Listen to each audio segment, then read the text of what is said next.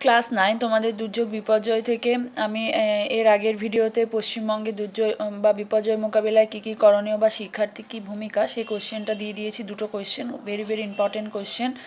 আজকের ভিডিওতে আমি দুর্যোগ বিপর্যয় কাকে বলে, তাদের বৈশিষ্ট্য, শ্রেণীবিভাগ, পার্থক্য এগুলো দিয়ে দেবো। তাই প্রথম থেকে শেষ অবধি ভালো করে দেখো আর বুঝে নাও যে কিভাবে সেটা হচ্ছে আমি দিচ্ছি।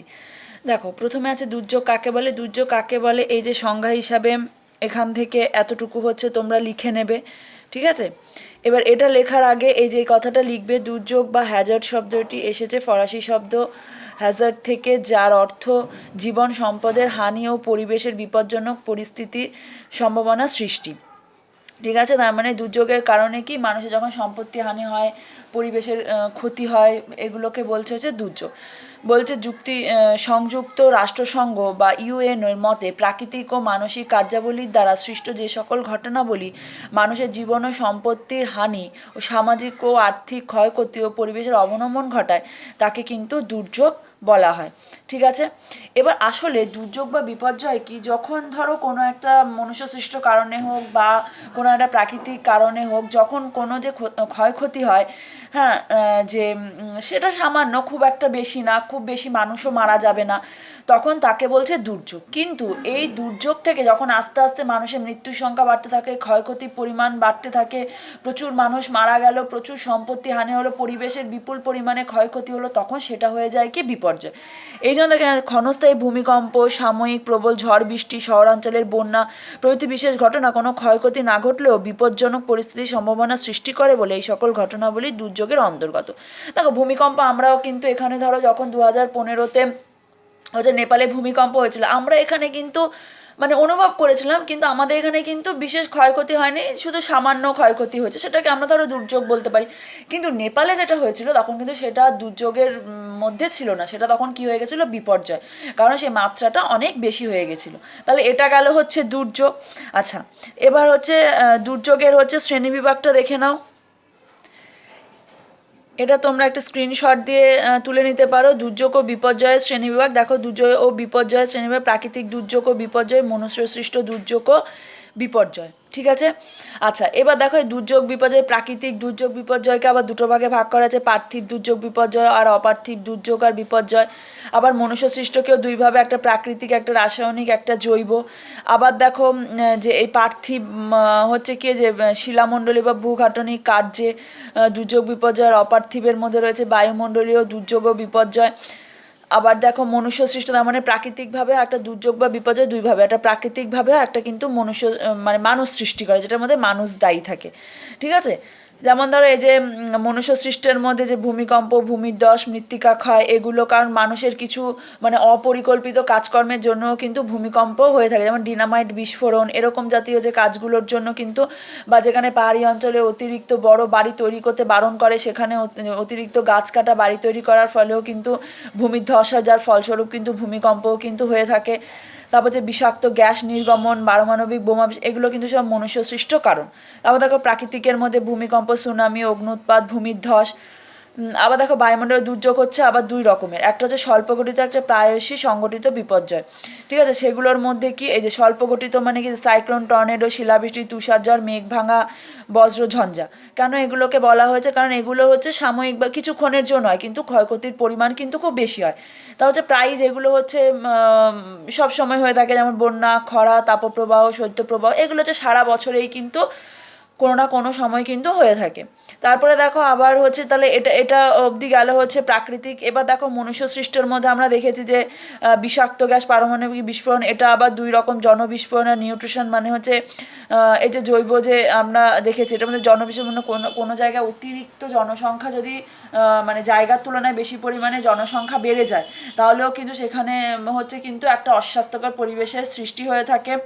নিউট্রিফিকেশান মানে এটা জল দূষণের ফলে হয়ে থাকে, কোনো জায়গায় জল দূষণের ফলে সেখানে থাকা উদ্ভিদ ও প্রাণীর কিন্তু মৃত হয়, সেখান থেকে গন্ধে কিন্তু চারিদিকের হচ্ছে মানুষেরও কিন্তু মানে ক্ষতি হয় বা পরিবেশের অবনমন ঘটে। তাহলে এটা গেল দুর্যোগ ও বিপর্যয়ের কিন্তু শ্রেণীবিভাগটা, এটা তোমরা স্ক্রিনশট দিয়ে কিন্তু নিয়ে নাও, তোমাদের পরীক্ষায় কিন্তু এটা আসে। তারপরে দেখো এই জায়গাটা একটু দেখে নাও যে তোমাদের হচ্ছে ওটা দুর্যোগ বিপর্যয়ের যে শ্রেণীবিভাগটা ওটা ছক আকারে তোমাদের পুরোটা দেওয়া হয়েছে। এবার আলাদা আলাদাভাবেও দেয়। দেখো দুর্যোগের শ্রেণীবিভাগের মধ্যে প্রথমে প্রাকৃতিক দুর্যোগ কথার মানে কি, এই যে বন্যা, খরা, ভূমিকম্প, অগ্নুৎপাত, ঘূর্ণিঝড় প্রভৃতি প্রাকৃতিক কারণে যে দুর্যোগের সৃষ্টি হয় তাকে বলছে কি প্রাকৃতিক দুর্যোগ। তার মানে কি এর মধ্যে কোনো মানুষের হাত নেই। তারপর দেখো আছে আধা প্রাকৃত কথাটা শুনে বুঝতে পারছি কিছুটা প্রাকৃতিক আর কিছুটা মানুষের মানে কাজের ফলে সমন্বয়ের ফলে যে গঠিত যে দুর্যোগ তাকে বলা হয়, যেমন মৃত্তিকা ভূমিধ্বস মনুষ্য সৃষ্ট দুর্যোগ, মানে এটা পুরোপুরি মানুষের দ্বারা সৃষ্ট। যেমন হচ্ছে দেখো যে নির্বিচারে বনভূমি ধ্বংস করা, মৃত্তিকা ক্ষয়, বন্যা প্রভৃতি কিন্তু মনুষ্য সৃষ্ট দুর্যোগের কিন্তু কারণ এগুলো। আচ্ছা এবার হচ্ছে দুর্যোগের হচ্ছে বৈশিষ্ট্যটা দেখে নাও। দেখো দুর্যোগের বৈশিষ্ট্য যখন দেবে দুর্যোগের সংজ্ঞাটা কিন্তু প্রথমে লিখে নেবে, তারপরে দেবে দেখো প্রকৃতি, ক্ষয়ক্ষতি, কারণ, প্রভাব, বিপর্যয়ের সঙ্গে সম্পর্ক পয়েন্ট করে লেখা। এটি পরিবেশের স্বাভাবিক অবস্থা থেকে বিচ্যুতি ঘটনা যা আমাদের জীবনযাত্রাকে ব্যাহত করে। ক্ষয়ক্ষতি, দুর্যোগ ঘটে স্বল্প স্থান জুড়ে, ক্ষয়ক্ষতির মাত্রা কম, এটি ক্ষুদ্র স্কেলে ঘটে, যেটা আগেই বলেছি যে ধরো যেখানে বেশি একটা মানে ক্ষয়ক্ষতি হবে কিন্তু তার পরিমাণ খুব কম হবে, আর বেশি হচ্ছে মানুষ মারা যায় না। এর হচ্ছে কারণ প্রকৃতি ও মানুষ উভয়ের কাজের মাধ্যমে এটা ঘটে থাকে। দুর্যোগের পরিবেশে অবনমন ঘটে। বিপর্যয়ের সঙ্গে সম্পর্ক, দুর্যোগ বিপর্যয়ের পরিণত হতে পারে আবার নাও হতে পারে। আমরা কি বলছি প্রথমে দুর্যোগ হয়, ধরো কোনো জায়গায় একটা সামান্য কিছু হলো, ভূমিকম্প হলো কিন্তু ক্ষয়ক্ষতি, কিন্তু সেই ভূমিকম্পটাই যখন একটা বিশাল আকার ধারণ করে, যেমন 2015-তে যেটা বলেছি যখন নেপালে ভূমিকম্প হয়েছিল আমাদের ভারতে বা কলকাতায় আমরা হচ্ছে অনুভব করেছি, কিন্তু সেরকম একটা কিন্তু ক্ষয়ক্ষতি হয়নি, কিন্তু সেটা নেপালে যেটা হয়েছে ভূমিকম্পটা সেটা কিন্তু বিপর্যয়ের আকার ধারণ করেছে। তাহলে কোনো জায়গায় কিছু হলে সেটা প্রথমে দুর্যোগ থাকে, তারপরে সেটা কিন্তু বিপর্যয়ে রূপান্তরিত হয়। আচ্ছা তাহলে আমরা দেখে নিলাম দুর্যোগের কাকে বলে, দুর্যোগের শ্রেণীবিভাগ, বৈশিষ্ট্য। এবার হচ্ছে বিপর্যয় কাকে বলে দেখে নাও। দেখো এই যে বিপর্যয় কাকে বলে, তার আগে হ্যাজার্ডে যেমন লিখে নিয়েছে দুর্যোগে, এখানেও লিখে নিতে হয়। বিপর্যয় বা ডিজাস্টার শব্দটি এসেছে ফরাসি শব্দ ডিট্রেস থেকে, যার অর্থ অশুভ বা শয়তান তারা। প্রাচীনকালে মানুষের ধারণা ছিল শয়তান তারার অশুভ প্রভাবে প্রকৃতিতে ঘোর বিপর্যয়ের সৃষ্টি হয়।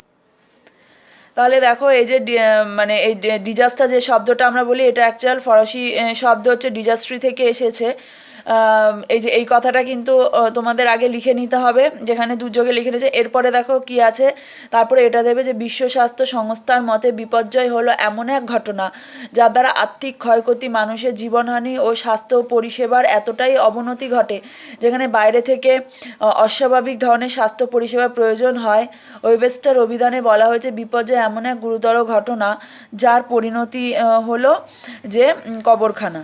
ঠিক আছে, বা মানে এটা হচ্ছে সংজ্ঞা হিসাবে এটা বলা হয়েছে। ঠিক আছে, তাহলে এটা কিন্তু তোমাদের হচ্ছে কিন্তু লিখতে হবে যে হচ্ছে কাকে বলে। এই লাইনটা না না লিখে যে এত দূর অবধি কিন্তু লিখবে, এটা কিন্তু লেখার দরকার নেই এই লাইনটা। ঠিক আছে, প্রথমে এখান থেকে এতটুকু লিখে নেবে, তারপরে হচ্ছে কি এই যে এখান থেকে কিন্তু এই যে এতটুকু লিখবে।